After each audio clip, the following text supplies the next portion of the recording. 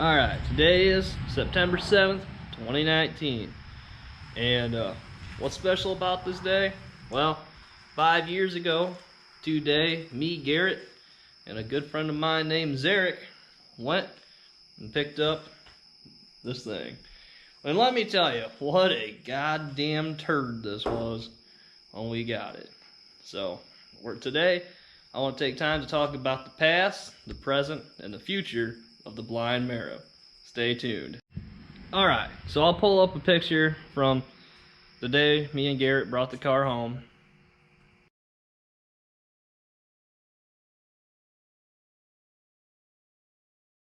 And we'll talk about what it was like. So, it was September 7th. It was exactly, it was basically a week after Memorial, or Labor Day. And we went and looked at it on Labor Day. Garrett was off that day. And I had to work that night at Track's End, but got up early, went, and then worked all night. We talked about the car. We talked about the pros and cons. Do I think I got a good deal on the car? No, not really. Was it a bad buy? No, not really. It was kind of a fair price. I paid $3 grand for it. It ran and it drove. So we drove this thing from Talmadge, Ohio, back to where I live, which is by Sandusky. Yeah, it was like 106 miles, I think, or 126 miles. It wasn't a short trip. It wasn't super long either. We took some rubber hose to makeshift fuel system if we had to. We took Garrett's toolbox because I didn't have one at the time. And we grabbed pretty much everything we thought we might need to make it home.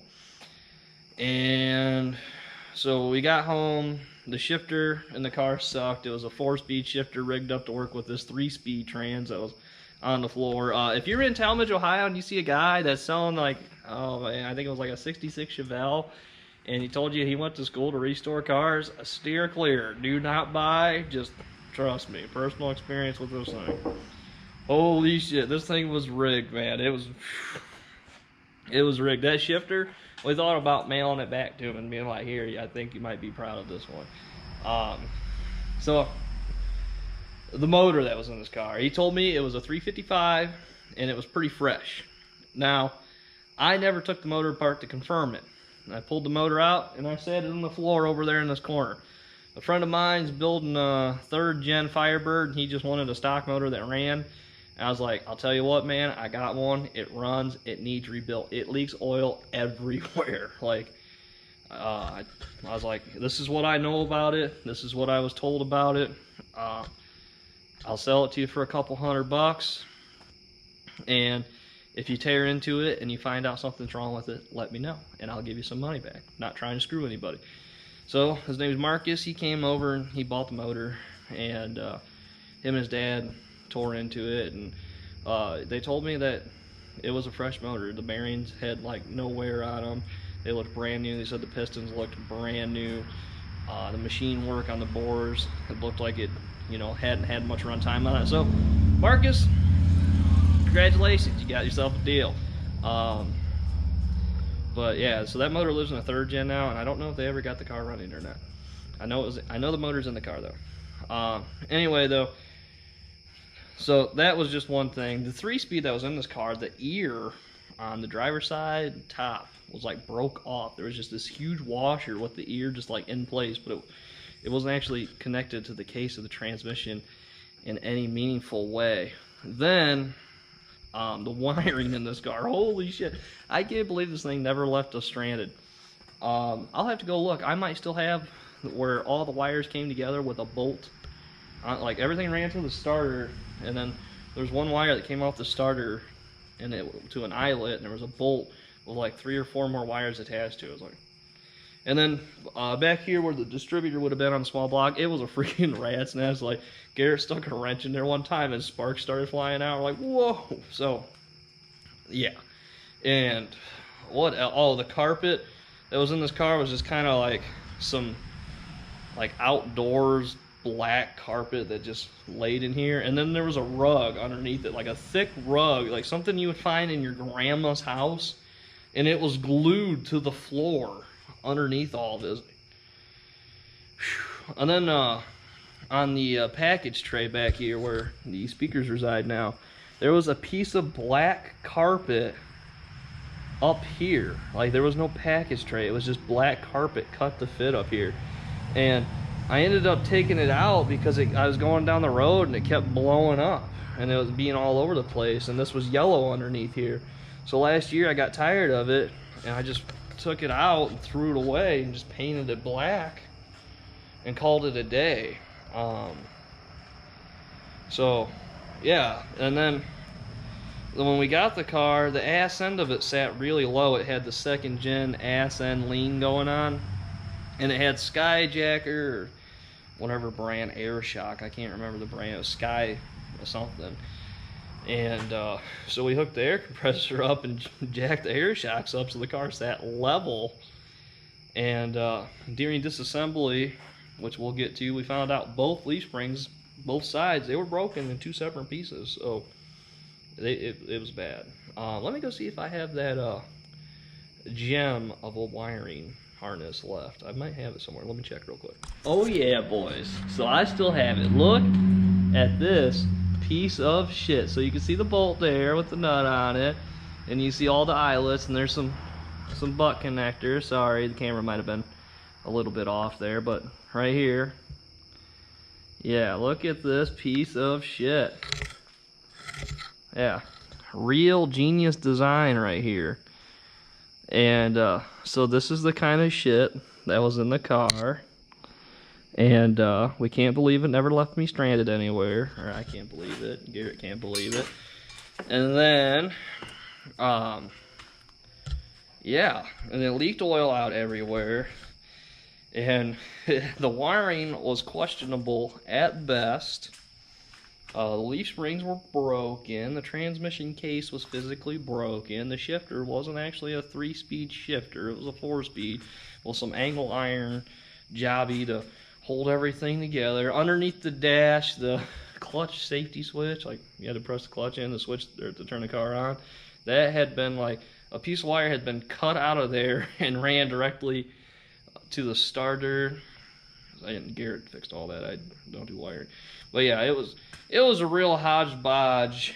Billy Bob and his brother put a car together, kind of built. So that's how I got the car. Now we're going to talk about the process in which I went through to turn the car in today, and then we're going to go through what my future plans for the car is. So we'll be right back. Alright, so I bought the car September 7th, 2014. Just graduated high school, so, you know, in March of 2014. So I had my first job, bought my first car. Actually, my parents, I am not going to lie, my parents financed it. They loaned me the money, and then I paid them back within like 6 months. That was, well, they told me they wanted paid back in a year. I, you know, went ahead and dedicated pretty much everything I made to paying them back, because as fast as possible, because that's just the right thing to do. They hooked me up. I wanted to make sure I definitely didn't screw them over. So I drove the car around for a little bit. First thing we did too is we changed out the headlights to what's in it today. Those are actually going to get upgraded to the truck light headlights, and so those down there, those are going to go for sale, 50 bucks. Anybody wants them, hit me up. We upgraded the wiring harness to handle the lights that need more power for the headlights. It was like a relay kit, and then this thing had a full exhaust on it, and we cut that off because the tailpipe stuck way out down here and it looked stupid, and it was really quiet. So we cut that off and put glass packs, Flotek Red Hots, and some turn downs on it, which those are still on the car today. And that was it. That was like the first thing we did. Because yeah. Then I parked it for the winter when it started getting shitty out, getting salt out, because this car doesn't go out in the salt. And we addressed the elephant in the room, which was the rear end, and put the 390 gear in it, the 30 spline Mosier axles, Yukon gear differential, took that 3-speed transmission, threw it outside, ripped the interior apart, It had some rust down by where the seat belts bolt in for the back seats. There were some spots in the trunk, and the driver's side of the seat had a 4th gen seat track in it, so the seat sat way up high. Your head was like in this headliner, and yeah, it just wasn't good. So we addressed all those issues that winter. The rear end, me and Garrett did that. It had issues. Had another guy, a good friend of mine, do it, which I trust that he did it right, and it still has issues. I think the housing, I think there's something wrong with the housing. That's the only way I can really explain the things that are going on with it. Have a 9-inch on the way, haven't got it yet, not happy about it. Definitely going to be calling Dave and bugging him and being like, dude, what the hell, I ordered this thing in April. So yeah, not happy about that.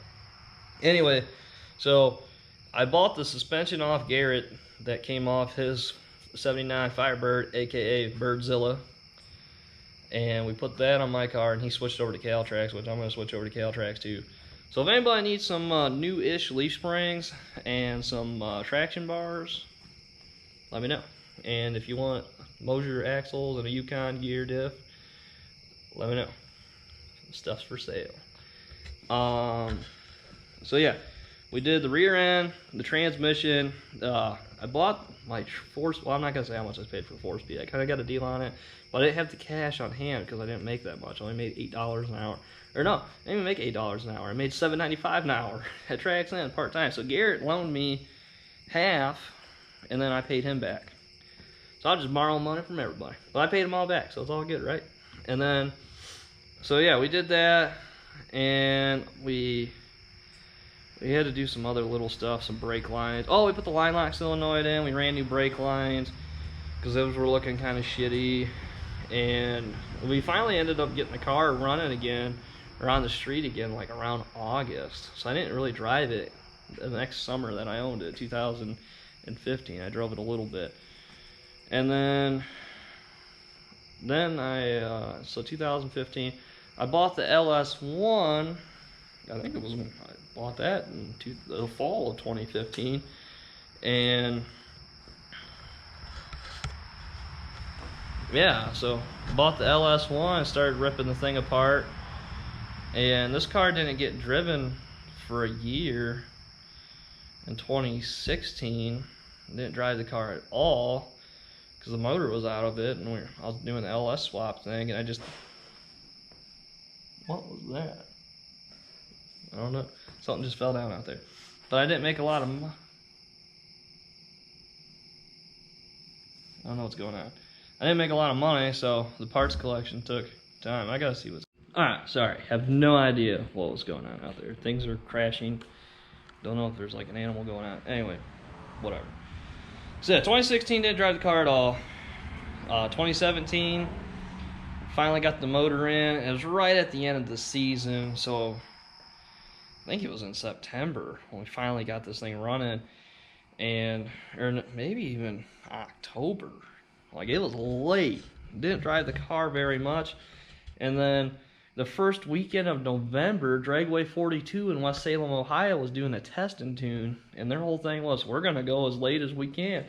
So me and Garrett went down there, and I just let him drive the car because it was slamming busy. I made like one pass, and I didn't know what I was doing. I was on 4 hours of sleep, and it was a joke, so we're not even gonna talk about it. It wasn't even like a real pass. They brought the tree down on me before I was even like ready, and just, yeah. So I just let Garrett drive, and he ran 2 passes, 12:08, 116 miles an hour, which was hilarious because it was faster than he ever went in his car. And yeah, so that was with no meaningful tuning either, and that's pretty much where we still are today. The rear end was like vibrating real bad, and the pinion was loose inside the rear end. Like, you could take the drive shaft and shake it like back and forth, the pinion would move in and out. We're like, oh shit. So we jacked the car up, pulled the drive shaft out. Well, I even pulled it all the way out, just kind of pulled it out of the yoke in the back, put the impact wrench on it, held the brakes, and let her eat, tightened it up, and that's where it is today. We didn't leave the rear end on the starting line, and yeah, so that's all. It didn't get ran very much 2016 or 2017. And then 2018, I drove the car. I drove it a little bit last year. The heater core sprung a leak in it, and we didn't get that changed out until halfway through summer, so it didn't get driven a lot last year, but it got driven a lot more than it ever had gotten driven before since I've owned it. Then we are here in 2019, and I've been driving the shit out of this thing. I probably put a couple thousand miles on it or more, and yeah, just been loving life, just driving the shit out of it. Haven't got more people to do ride-along videos. It's like people don't want to ride with a blind guy or something. I just don't get it. What the fuck? So yeah, if anybody wants to do ride-alongs, Kevin, kid I went to school with, he hit me up. I still have to get a hold of him. But yeah, definitely want to do more ride-along videos. It's not that fast, I promise. Not that scary. So, that's present. LS1, 4-speed, 10-bolt rear end. Future, 9-inch Calvert Caltrax, the split mono leaf springs, the whole works out back. And then, oh, I forgot. While we were doing the LS swap, we got to go backwards a little bit, sorry. While we were doing the LS swap, I bought upper control arms, and then Garrett was like, and I bought the springs with it and the shocks, and Garrett's like, well, if you got extra cash laying around, you might as well just buy the lower control arms and we'll do everything at once. So in the process of the LS swap, I put a front suspension under this, and by me and Garrett put a front suspension under this, and Pro Touring F bodies, uppers and lowers, Pro Touring F body springs, Viking, Crusader, shock, and it got a Detroit axle gearbox that actually came out of a Jeep. It got a little bit of slop in it. I'd like to upgrade that eventually, but it's good now. Or it's good for now. It was like 160 bucks. We shipped. Not complaining. So yeah, we did front suspension. Had to change out the brake booster there because the stock one would hit the coils. And pretty much everything you guys see here under the hood has been added. The only thing that's left over stock is the master cylinder for the brakes and the steering shaft, and everything outside of there is different. Some of the trick things we had to do to make this LS swap is the Camaros and the Trans Am / Firebirds have a different center link for steering. So let me turn a light on my phone here and I'll show you down there. That bar that you can see all the way down there with the tie rod. Let me readjust the camera here. Where you see the tie rod down there connected to the center bar, that's actually different. And then there's the pitman arm coming off the steering box. So I actually had to switch to a Firebird pitman arm and center link to clear my alternator. That's one of the little trick things just to make the accessories fit in this car. The pitman arm on the Trans Am does one of these jobbies. It comes down. And what are you doing? Alright, so that was my neighbor Chuck. He came over to say what's up. Chuck's good people. He did the fab work on this car. He's the one that did the patches for me in the trunk and under the driver's seat and where the seatbelt's bolted and all that. So Chuck, good dude. Thank you very much for helping out with the car. If I end up having to cut the transmission tunnel for the T56 Magnum swap, I already talked to him about that just now. Like, hey, can you weld in, you know, around where we're gonna have to cut? He said no problem. Cool dude. Thanks, Chuck. So we're talking about the pitman arm. The Camaro one's just straight. The Trans Am one does one of these jobbies, and then the center link is different because of that. Anyway, you get the idea. It clears the accessories. That's what we needed. So future. This car was a factory non-AC car.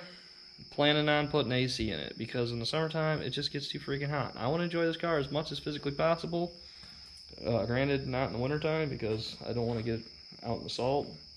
I'm not like street douche up in Pennsylvania where I buy nice shit and then drive it through the salt. That's the dumbest thing in the world. Like Malibu, that's a fine winter car right there. Like, and I don't even like driving that through the winter because I paid a lot of money for it. But it's not worth anything. It's never going to be worth anything. It's a perfect winter car. Buy a nice truck or something. Not driving it through the salt. I'm not going to spend, 30, 40 grand on a freaking truck and then watch it turn into dust. That's stupid. And I'm definitely not going to buy like new Corvettes or Camaros, or anything car related, hot rod related, and then drive it through the salt. That's freaking stupid. It doesn't even matter if it's just a fiberglass body and aluminum suspension and all that. Like, salt still affects aluminum. Aluminum does corrode. So that's my thoughts on that.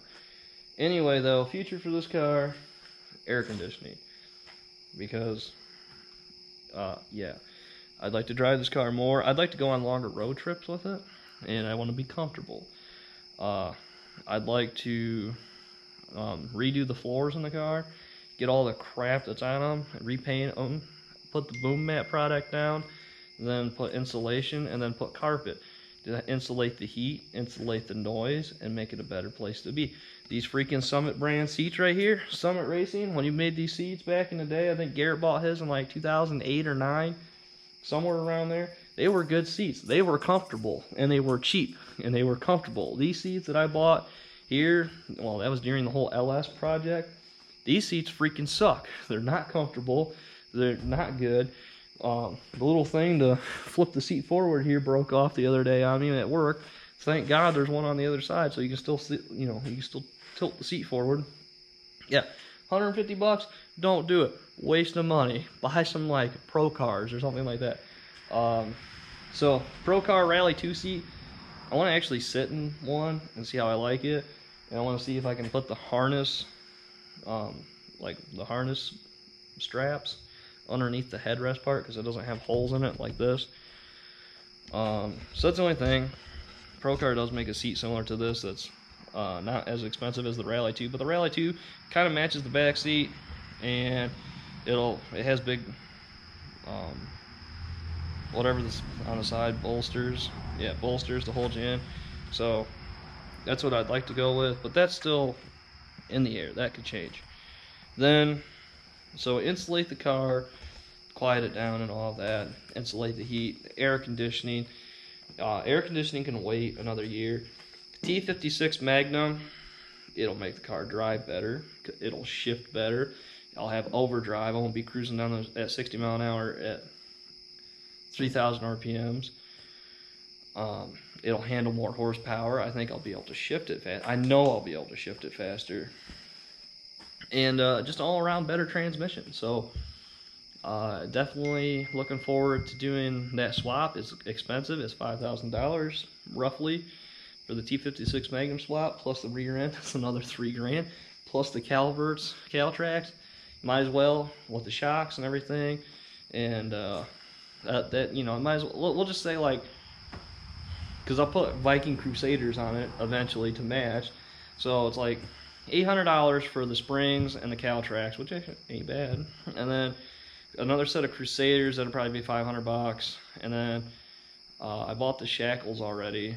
They were oh man, those were like over $100 for the shackles. So maths, and there you go. Not gonna be cheap. And then as far as the motor goes, this LS1's a good running motor, but you always want more. So the plan with that is to build an LS9 block, 416 cubic inches, naturally aspirated for now because I couldn't afford to put a blower on it. And that'll be like 11-to-1 compression, big old cam. I'm hoping like a good 650 horsepower. And an ass ton more torque with the longer stroke. Then that's pretty much golden. Long-term goals is I still want to make 1,000 horsepower. Oh, roll cage in the car too. Like an 8-10 point style cage. I want the front bars that come down up here and all of that. So that's the future of this car. I still want it to be a street car. But and the 416 will be a carburetor motor too. I can't afford fuel injection at this moment, because even if you do like the Holley Terminator X, all the things that go along with it, it ain't gonna be cheap. Of course, I want to put a Dominator on it because the Dominator is just the best. Dominate the competition with the Dominator, and it can do a little bit more than Terminator X, and So yeah, hit up Holly and tell everybody, hey, there's this blind guy. He's pretty cool. He got a race car. You guys should hook him up with the Dominator. And then as far as blowers go, I'm really digging the positive displacement, but if Vortex or Pro Charger, Whipple, Magnuson, any of the companies that make superchargers, if they were to come along and say, hey, we would like to give you a deal or sponsor you a blower, hell yeah, brother. I love blower motors. Like, I love that instantaneous, crack the throttle, all hell breaks loose. Are they as efficient as a turbo? Yeah, you know, that's up for debate. However, I don't care. I love blower motors. Like, and I love the blower surge too. I know people are, oh, it's a bad tune. It sounds so cool, the blower surge. So, yeah, that's the past of the car, the present of the car, how she sits today, and the future. Oh, and eventually I'd like to get the car painted too, and it's not going to stay black, because I don't really like black. It's freaking hot, and it's like a mirror, and it shows everything. I really, for a long time, I wanted to paint it white, because I've been digging white cars, especially white second gens, like a nice pearl white, or, yeah, pearl white, or, and with the blue decals, I think that'd be looking pretty slick. But lately, I've been really liking blue cars. So, as of right now, I really wouldn't mind painting this like a nice blue, like, make it look like the freaking ocean, like, that kind of blue, and then have the white decals on it. Of course, no black trim, because you know me, I don't like black, because I think it looks like shit, because it hides all the details.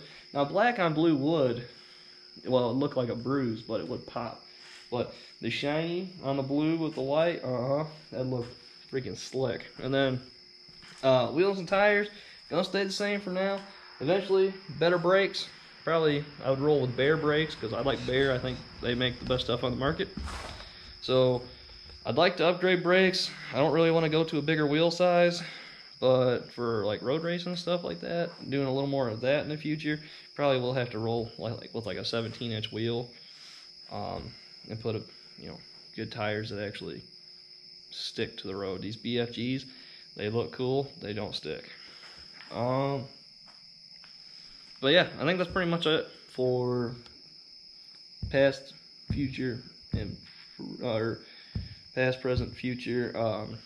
Like I said, again, a big shout out to Garrett. I can't thank him enough for all the work he's done for this, or to this car, the knowledge, everything he's taught me. This would not happen without Garrett. It just wouldn't. Because some of the stuff I can't get in there and see what I'm doing anyway. So, yeah, huge shout out to Garrett. Neighbor Chuck for helping me out with the whole fab part. You know, me and Garrett, we're not fab guys. Thanks, dude. My buddy Eric, who drove us to go pick this thing up. Again, a big thank you to him. Wouldn't have happened without him. And then also a big shout out to the 87 people who subscribed. You're cool as shit. Again, I'd like to, do more of this and get support through the whole YouTube thing. That would be pretty dope. So I'm not gonna set up a Patreon. I don't believe in it. I don't want to ask for something with nothing to offer in return, even though just contact. Like, all I ask is you just subscribe, and then maybe eventually if there was a demand, I'd come up with like some t-shirts or something. But I'm not gonna do like the something for nothing. Like I'd either sell something and at least be able to offer something in return, or just ask for a subscription, because in the long run, subscriptions, that's what's going to pay off. So to the 87 people that subscribed so far, thank you. Hopefully this month we can hit the big 100, and if we hit 100 subscribers, we will go do a big burnout, or I'll do my best to do a big burnout. It could suck either way. Hopefully though, it doesn't. So yeah, that's all I got for you. Thank you again for taking time and watching, and I hope you guys have a killer week. Stay classy.